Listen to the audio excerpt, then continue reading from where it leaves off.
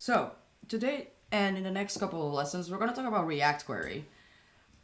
I'm going to be honest, when I looked at ReactQuery, I was not really understanding why it was a thing that was quite necessary. But since I've been using it for work for the last couple of months, I can't live without this. And I think that's something that we should be using for a variety of reasons. So today we're going to start with the basics of ReactQuery, like how to do a query and just, how to do a query and what is a query and what are some of the benefits of it. And I think the best way is just to do it by seeing, right? So actually having an idea of how it works. So I have a small application here, and all it shows is that it's basically an expense tracker, and it's like really tiny, and we're going to be using ReactQuery for all the fetching and all of the GET requests, all the POST requests. Everything is going to be using React fetching. ReactQuery. Let me close Telegram. And yeah, so let's do it, right? So right now I have this hard-coded, but it's all already on a server, so we have two things here. And I can fetch this from here. So the usual thing that we would do, so in this case I have the transactions, would be to say, okay, so use effect, right? And we would do this, and this, and it only runs at start, and then we say, okay, it's gonna complain, but I don't care. Await fetch,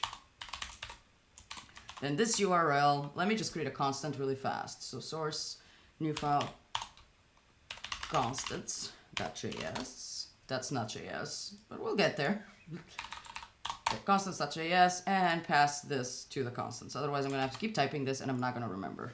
Okay, export const URL. There we go. Okay, close this. And I'll do URL. Yeah, I don't think that's gonna work because that's like a global thing.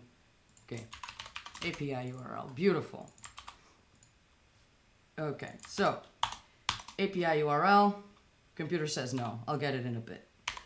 .then.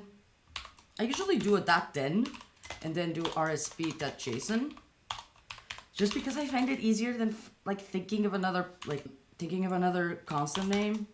It's not happening. I will just import it here. Import API URL from back. Constants. There we go. So you do this, and then we would have like a transactions set transaction, and that would be equal to an empty array. We would obviously delete this. There we go, and that would be equal to use state an empty array. Oh, I imported that. Okay, cool. And then let me see if this is actually, this should now be empty. It's not running, so let me run that. It's running Vita, so it's quite fast. And now it will probably just show an empty thing, or it will just break completely. That one also works. So console. And let me move this down so we have some space here for errors. Okay, cool. React error. Why is this running minified? Oh, it did this thing.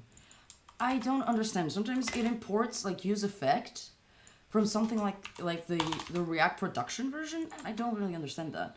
Okay, so it's just empty now, right? And obviously our balance is not correct anymore because the balance is also hard-coded. So now we would say, okay, so this is a const data, and we would say set transaction, it should be transactions data. So this is like the most common thing to do, right?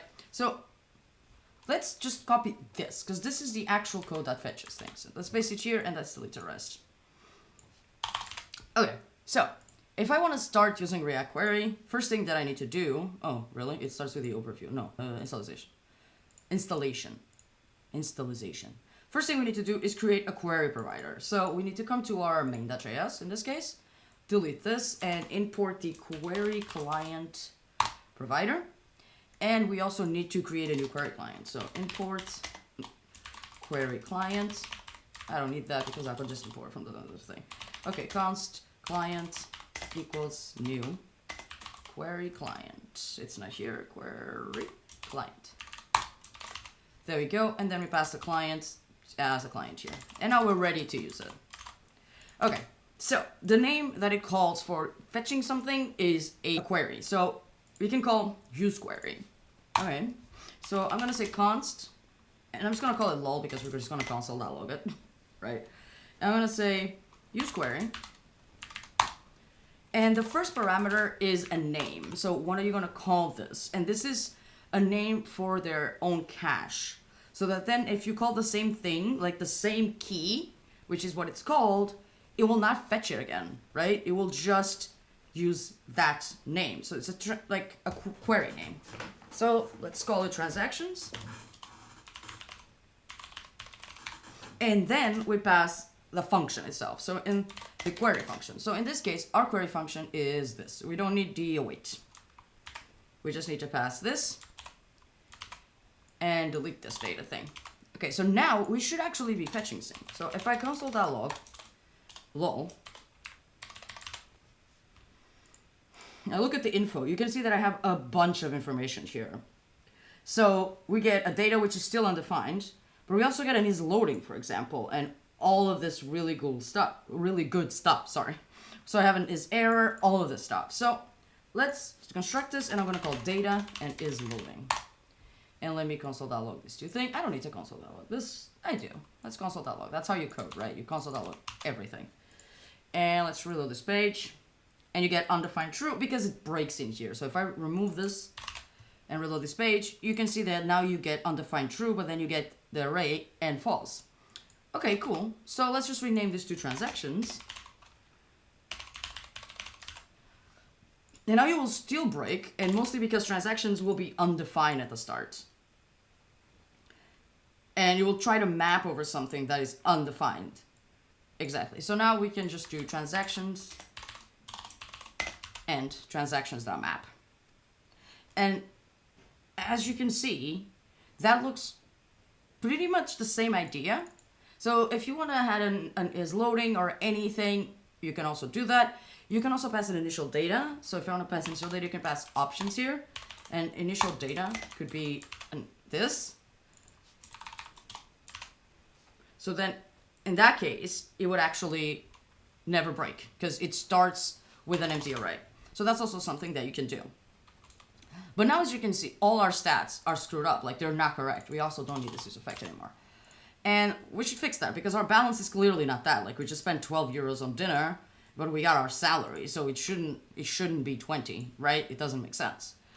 Okay, so first things first, let's move these transactions to the constants, and let me create a new thing called export const transactions query. This is important. Like you should keep all your query names and mutation names, it's only query names, sorry, in a file so that you know where it is. Everything is in the same place and it's easy to use again and again. So transactions query, absolutely nothing has changed. So now let's update our header here, right? Our stats. Sorry, there we go. So let's update here our stats. So let's go here, remove this, and I'm just gonna copy this over. And I wanna show you something really cool. Okay, so if I come here, right? Let me open the network. Close this, come here, do the exact thing, right? And say use query, import everything, API URL, import it, and import the transaction query. And this is clearly running, right?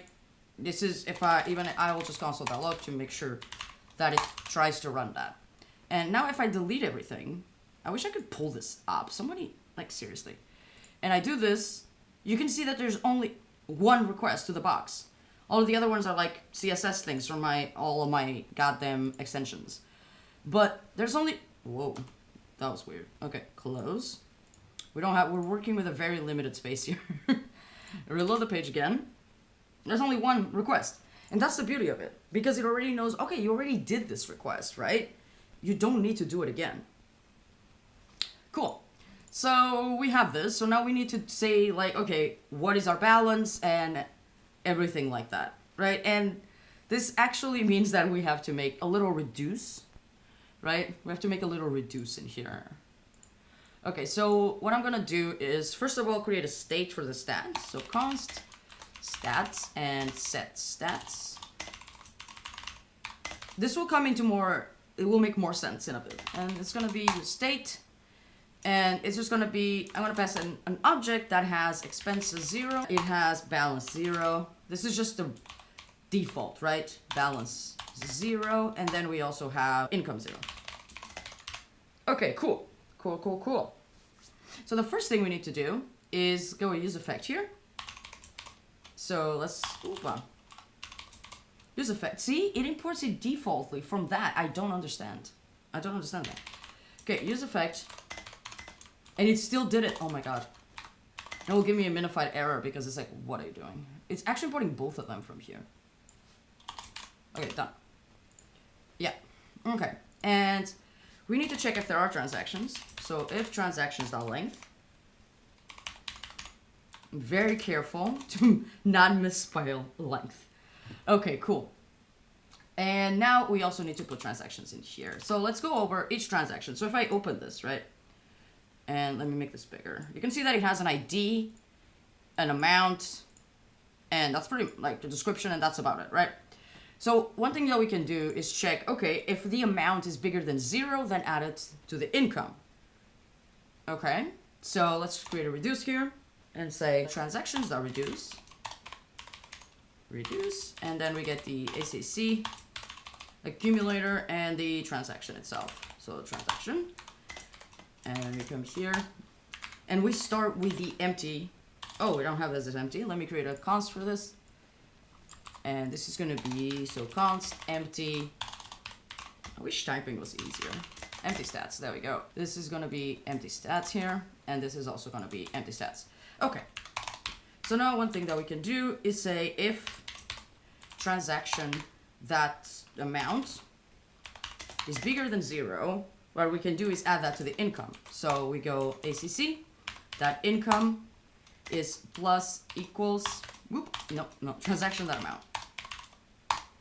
And else it goes to the expenses, right? ACC that expenses equals the same thing, basically. Plus equals transaction that amount. And regardless of what happens, the amount, like the balance we actually have, just needs to do the same thing for either it's bigger or smaller. So in just ACC that balance needs to be transaction that amount, and then return the ACC. So if we do this, I can now actually need to say const stats equals this, and let me console.log it so we can see it. And I hope this makes sense. I know reduce is not like the simplest thing. New stats, console.log, and 17 info. There we go. So we have expenses equals -12, income 1,200, and we see that the balance is 1,200 minus 12. So we're doing good, right? So now we can say, okay, set the stats. Instead of console log, set the stats. Cool. Okay, so now we can do, instead of this, we can just do stats that, what is this one? This one's the balance, yeah. Now, there we go. And now stats that income. And now stats that expenses. Okay, we're doing good. So now we get a -12. I think we can do a, I don't know, times -1 or something. We can do stats that expenses times -1 if we want to always be a positive number here. And then it will just be 12. I think that's maybe makes more sense. So there we go. What have we learned so far? We learned how to create one query, right? We've learned how to get data from this query, and we've learned how to use their keys. Oh wow, what did I click? Okay, and we learned how to use their keys. And we know now that by using the same key, it means it's not gonna get the same thing twice. So it's not gonna run this same fetch with the same key twice, which is really, really good, right? And we've also learned how to use initial data, and just in general, how to set up ReactQuery and how to do the most, the starter of a big thing with ReactQuery. So how to set up queries, basically. In the next video, I'm gonna show you how you can take this a step further in terms of queries and actually move this to hooks so that your view is completely clean. I find this approach really, really nice.